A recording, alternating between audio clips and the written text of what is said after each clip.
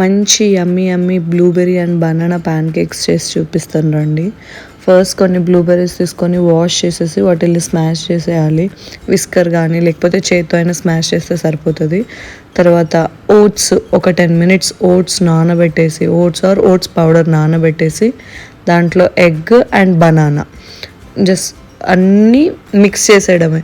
Better mixie చేసేయండి. Below 10 years 1 year వాళ్ళకైతే 10 months 1 year below వాళ్ళకి మిక్సీ వేసేసేయండి. చిన్న పౌడర్ లాగా అవుతుంది. దాంట్లో డ్రై ఫ్రూట్స్ పౌడర్ యాడ్ చేసుకోండి. ఇది మొత్తం ఒక మంచి పేస్ట్ లాగా తయారు చేసేసుకోండి.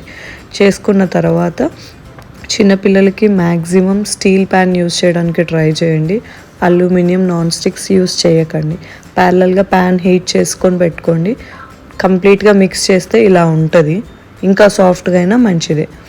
So first steel pan non stick ఎలా అవుతుందంటే ఇట్లా వాటర్ చల్లినప్పుడు బబుల్స్ రొటేట్ అవుతూ ఉంటాయి. అది రెడీగా ఉంది ప్యాన్ అని అర్థం. దాంట్లో మనం ఇది మిక్స్ చేసి పెట్టుకున్న ఈ మిక్చర్ని చిన్నగా ఒక 1.5 spoon ఆర్ 1 spoon యాడ్ చేసేయండి.